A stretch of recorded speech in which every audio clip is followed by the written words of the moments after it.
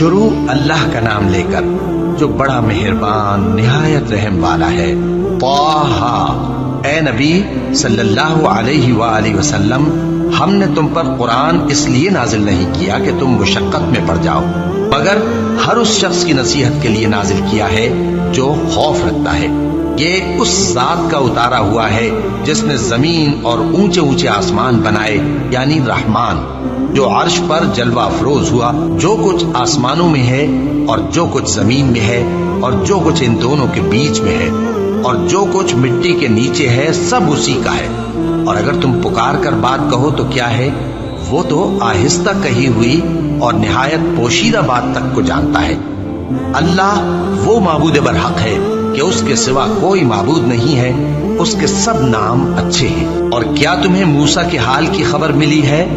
جب انہوں نے آگ دیکھی تو اپنے گھر والوں سے کہا کہ تم یہاں ٹھہرو، میں نے آگ دیکھی ہے، میں وہاں جاتا ہوں، شاید اس میں سے میں تمہارے پاس انگارہ لاؤں یا آگ کے مقام سے اپنا رستہ معلوم کر سکوں۔ پھر جب وہ وہاں پہنچے تو آواز آئی کہ اے موسیٰ، میں تو تمہارا پروردگار ہوں، تو اپنے جوتے اتار دو، تم یہاں پاک میدان یعنی طویٰ میں ہو، اور میں نے تم کو منتخب کر لیا ہے، تو جو حکم دیا جائے اسے سنو۔ بے شک میں ہی اللہ ہوں، میرے سوا کوئی معبود نہیں، تو میری عبادت کیا کرو اور میری یاد کے لیے نماز پڑھا کرو۔ قیامت یقیناً آنے والی ہے، میں چاہتا ہوں کہ اس کے وقت کو پوشیدہ رکھوں تاکہ ہر شخص جو کوشش کرے اس کا بدلہ پائے۔ تو جو شخص اس پر ایمان نہیں رکھتا اور اپنی خواہش کے پیچھے چلتا ہے، کہیں تم کو اس کے یقین سے روک نہ دے، تو اس صورت میں تم ہلاک ہو جاؤ۔ اور اے موسیٰ، یہ تمہارے داہنے ہاتھ میں کیا ہے؟ انہوں نے کہا، یہ میری لاٹھی ہے، اس پر میں ٹیک لگاتا ہوں اور اس سے اپنی بکریوں کے لیے پتے جھاڑتا ہوں، اور اس میں میرے اور بھی کئی فائدے ہیں۔ فرمایا کہ موسیٰ اسے زمین پر ڈال دو، تو انہوں نے اس کو ڈال دیا اور وہ یکا یک سانپ بن کر دوڑنے لگا۔ فرمایا کہ اسے پکڑ لو اور ڈرنا مت، ہم اس کو ابھی اس کی پہلی حالت پر لوٹا دیں گے، اور اپنا ہاتھ اپنی بغل میں دبا لو کہ وہ کسی عیب و بیماری کے بغیر سفید چمکتا دمکتا نکلے گا۔ یہ دوسری نشانی ہے تاکہ ہم تمہیں اپنے بڑے بڑے نشانات دکھائیں۔ تم فرعون کے پاس جاؤ کہ وہ سرکش ہو رہا ہے۔ کہا، اے میرے پروردگار، اس کام کے لیے میرا سینہ کھول دے اور میرا کام آسان کر دے، اور میری زبان کی گرہ کھول دے تاکہ وہ میری بات سمجھ لے، اور میرے گھر والوں میں سے ایک کو میرا وزیر یعنی مددگار مقرر فرما، یعنی میرے بھائی ہارون کو۔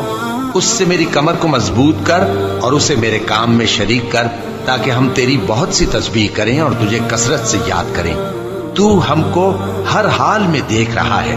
فرمایا، موسیٰ، تمہاری دعا قبول کی گئی، اور ہم نے تم پر ایک بار اور بھی احسان کیا تھا جب ہم نے تمہاری والدہ کو الہام کیا تھا جو تمہیں بتایا جاتا ہے۔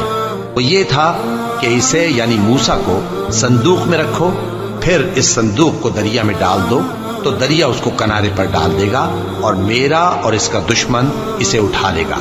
اور موسیٰ، میں نے تم پر اپنی طرف سے محبت ڈال دی، اور اس لیے کہ تم میرے سامنے پرورش پاؤ۔ جب تمہاری بہن وہاں فرعون کے ہاں گئی اور کہنے لگی کہ میں تمہیں اس کا پتہ دوں جو اس کو پالے پوسے، تو اس طریق سے ہم نے تم کو تمہاری ماں کے پاس پہنچا دیا تاکہ ان کی آنکھیں ٹھنڈی ہوں اور وہ رنج نہ کریں۔ اور تم نے ایک شخص کو مار ڈالا تھا تو ہم نے تم کو غم سے نجات دی، اور ہم نے تمہاری کئی بار آزمائش کی، پھر تم کئی سال اہل مدین میں ٹھہرے رہے۔ پھر اے موسیٰ، تم ایک اندازے پر آ پہنچے اور میں نے تم کو اپنے کام کے لیے بنایا ہے، تو تم اور تمہارا بھائی دونوں ہماری نشانیاں لے کر جاؤ اور میری یاد میں سستی نہ کرنا۔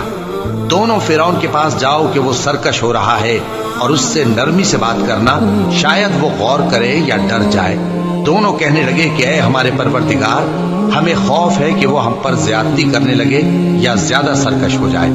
اللہ نے فرمایا کہ ڈرو مت، میں تمہارے ساتھ ہوں کہ سنتا اور دیکھتا ہوں۔ اچھا، تو اس کے پاس جاؤ اور کہو کہ ہم آپ کے پروردگار کے بھیجے ہوئے ہیں، تو بنی اسرائیل کو ہمارے ساتھ جانے کی اجازت دیجیے اور انہیں عذاب نہ کیجیے۔ ہم آپ کے پاس آپ کے پروردگار کی طرف سے نشانی لے کر آئے ہیں، اور جو ہدایت کی بات مانے اس کو سلامتی ہو۔ ہماری طرف یہ وحی آئی ہے کہ جو جھٹلائے اور منہ پھیرے اس کے لیے عذاب تیار ہے۔ غرض موسیٰ اور ہارون فرعون کے پاس گئے۔ اس نے کہا کہ موسیٰ، تمہارا پروردگار کون ہے؟ کہا کہ ہمارا پروردگار وہ ہے جس نے ہر چیز کو اس کی شکل و صورت بخشی، پھر راہ دکھائی۔ کہا تو پہلی قوموں کا کیا حال ہوا؟ فرمایا کہ ان کا علم میرے پروردگار کو ہے جو کتاب میں لکھا ہوا ہے۔ میرا پروردگار نہ چوکتا ہے نہ بھولتا ہے۔ وہ وہی تو ہے جس نے تم لوگوں کے لیے زمین کو فرش بنایا اور اس میں تمہارے لیے رستے بنا دیے اور آسمان سے پانی برسایا، پھر اس سے مختلف نباتات پیدا کی کہ خود بھی کھاؤ اور اپنے مویشیوں کو بھی چلاؤ۔ بے شک ان باتوں میں عقل والوں کے لیے بہت سی نشانیاں ہیں۔ اسی زمین سے ہم نے تم کو پیدا کیا اور اسی میں ہم تمہیں لوٹائیں گے اور اسی سے ہم تمہیں دوسری دفعہ نکالیں گے۔ اور ہم نے فرعون کو اپنی سب نشانیاں دکھائیں مگر وہ تکذیب اور انکار ہی کرتا رہا۔ کہنے لگا کہ موسیٰ، کیا تم ہمارے پاس اس لیے آئے ہو کہ اپنے جادو کے زور سے ہمیں ہمارے ملک سے نکال دو؟ تو ہم بھی تمہارے مقابل ایسا ہی جادو لائیں گے، تو ہمارے اور اپنے درمیان ایک وقت مقرر کر لو کہ نہ تو ہم اس کے خلاف کریں اور نہ تم، اور یہ مقابلہ ایک ہموار میدان میں ہوگا۔ موسیٰ نے کہا کہ آپ کے لیے یوم زینت کا وعدہ ہے اور یہ کہ لوگ اس روز دن چڑھے اکٹھے ہو جائیں۔ تو فرعون لوٹ گیا اور اپنے سامان جمع کر کے پھر آیا۔ موسیٰ نے ان جادوگروں سے کہا کہ یہ تمہاری بربادی ہوگی، اللہ پر جھوٹ نہ باندھو، وہ تمہیں عذاب سے فنا کر دے گا، اور جس نے جھوٹ باندھا وہ نامراد رہا۔ تو وہ باہم اپنے معاملے میں جھگڑنے اور چپکے سرگوشی کرنے لگے۔ کہنے لگے یہ دونوں جادوگر ہیں، چاہتے ہیں کہ اپنے جادو کے زور سے تم کو تمہارے ملک سے نکال دیں اور تمہارے بہترین مذہب کو نابود کر دیں۔ تو تم جادو کا سامان اکٹھا کر لو اور پھر قطار باندھ کر آؤ۔ آج جو غالب رہا وہی کامیاب ہوا۔ جادوگر بولے کہ موسیٰ، یا تو تم اپنی چیز ڈالو یا ہم اپنی چیزیں پہلے ڈالتے ہیں۔ موسیٰ نے کہا بلکہ تم ہی پہلے ڈالو۔ جب انہوں نے چیزیں ڈالی تو یکا یک ان کی رسیاں اور لاٹھیاں موسیٰ کے خیال میں ایسی آنے لگیں کہ وہ میدان میں ادھر ادھر دوڑ رہی ہیں۔ اس وقت موسیٰ نے اپنے دل میں خوف محسوس کیا۔ ہم نے کہا خوف نہ کرو، بلا شبہ تم ہی غالب رہو گے، اور جو چیز یعنی لاٹھی تمہارے داہنے ہاتھ میں ہے اسے ڈال دو کہ جو کچھ انہوں نے بنایا ہے اس کو وہ نگل جائے گی۔ جو کچھ انہوں نے بنایا ہے یہ تو جادوگروں کے ہتھ کنڈے ہیں، اور جادوگر جہاں بھی جائے کامیاب نہیں ہوگا۔ اس پر جادوگر سجدے میں گر پڑے، کہنے لگے کہ ہم موسیٰ اور ہارون کے پروردگار پر ایمان لائے۔ فرعون بولا کہ پیشتر اس کے کہ میں تمہیں اجازت دوں تم اس پر ایمان لے آئے؟ بے شک یہ تمہارا بڑا یعنی استاد ہے جس نے تم کو جادو سکھایا ہے۔ سو میں تمہارے ہاتھ اور پاؤں مخالف سمت سے کٹوا دوں گا اور تم کو کھجوروں کے تنوں پر سولی چڑھوا دوں گا، اور تم کو معلوم ہوگا کہ ہم میں سے کس کا عذاب زیادہ سخت اور دیر تک رہنے والا ہے۔ انہوں نے کہا کہ جو دلائل ہمارے پاس آ گئے ہیں ان پر اور جس نے ہم کو پیدا کیا ہے اس پر ہم آپ کو ہرگز ترجیح نہیں دیں گے، تو آپ کو جو حکم دینا ہو دے دیجیے، اور آپ جو حکم دے سکتے ہیں وہ صرف اسی دنیا کی زندگی میں دے سکتے ہیں۔ ہم تو اپنے پروردگار پر ایمان لے آئے تاکہ وہ ہمارے گناہوں کو معاف کرے، اور اسے بھی جو آپ نے ہم سے زبردستی جادو کرایا، اور اللہ سب سے اچھا ہے اور ہمیشہ باقی رہنے والا ہے۔ جو شخص اپنے پروردگار کے پاس گناہگار ہو کر آئے گا تو اس کے لیے جہنم ہے جس میں نہ وہ مرے گا نہ جیے گا، اور جو اس کے روبرو ایماندار ہو کر آئے گا اور عمل بھی نیک کیے ہوں گے تو ایسے لوگوں کے لیے اونچے اونچے درجے ہیں، یعنی ہمیشہ رہنے کے باغ جن کے نیچے نہریں بہ رہی ہیں، ہمیشہ ان میں رہیں گے، اور یہ اس شخص کا بدلہ ہے جو پاک ہوا۔ اور ہم نے موسیٰ کی طرف وہی بھیجی کہ ہمارے بندوں کو راتوں رات نکال لے جاؤ، پھر ان کے لیے سمندر میں لاٹھی مار کر خشک رستہ بنا دو، پھر تم کو نہ فرعون کے آ پکڑنے کا خوف ہوگا اور نہ غرق ہونے کا ڈر۔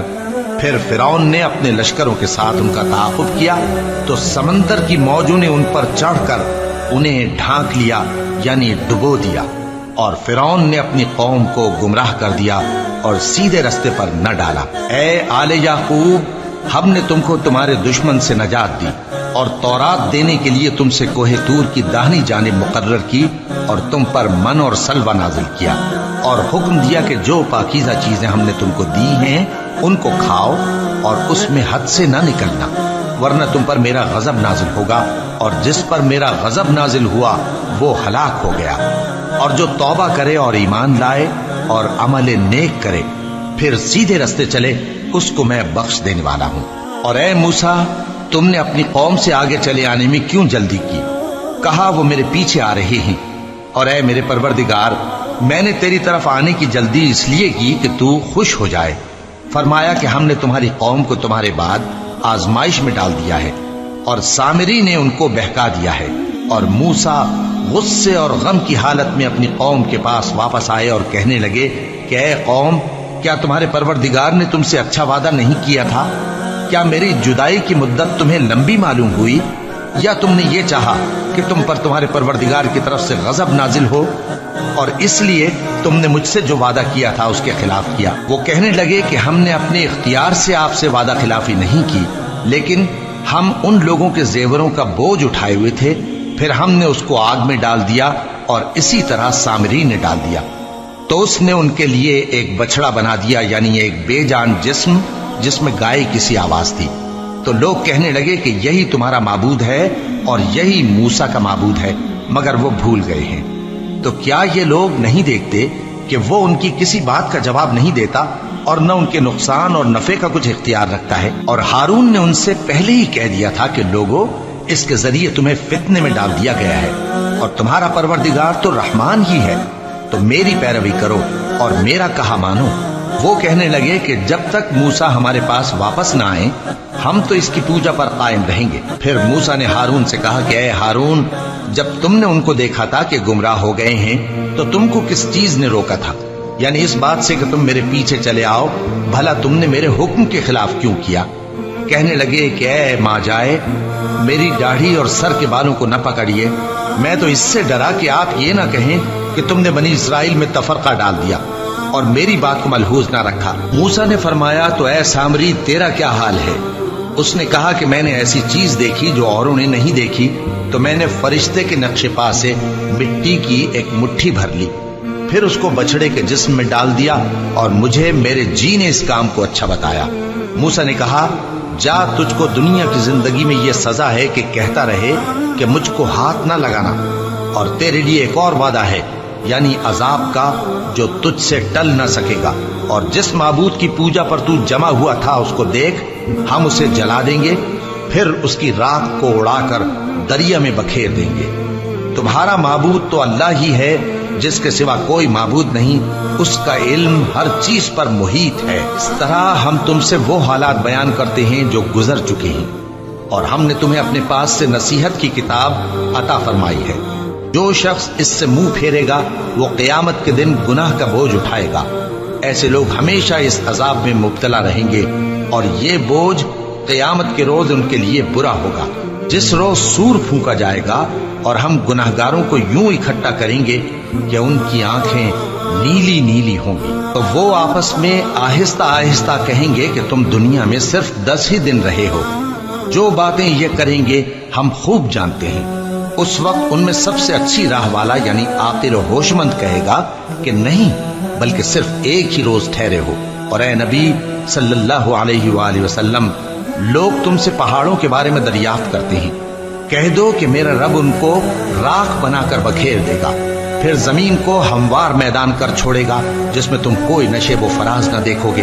اس روز لوگ پکارنے والے کے پیچھے چلیں گے اور اس کی پیروی سے انحراف نہ کر سکیں گے، اور رحمان کے سامنے آوازیں پست ہو جائیں گی، تو تم ایک ہلکی آواز کے سوا کوئی آواز نہ سنو گے۔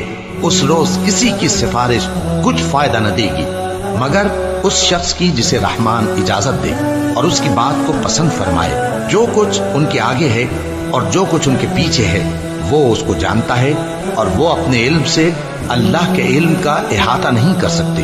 اور اس زندہ و قائم کے روبرو منہ لٹک جائیں گے، اور جس نے ظلم کا بوجھ اٹھایا وہ نامراد رہا، اور جو نیک کام کرے گا اور مومن بھی ہوگا تو اس کو نہ ظلم کا خوف ہوگا اور نہ نقصان کا۔ اور ہم نے اس کو اسی طرح کا قرآن عربی نازل کیا ہے، اور اس میں طرح طرح کے ڈراوے بیان کر دیے ہیں تاکہ لوگ پرہیزگار بنیں یا اللہ ان کے لیے نصیحت پیدا کر دے۔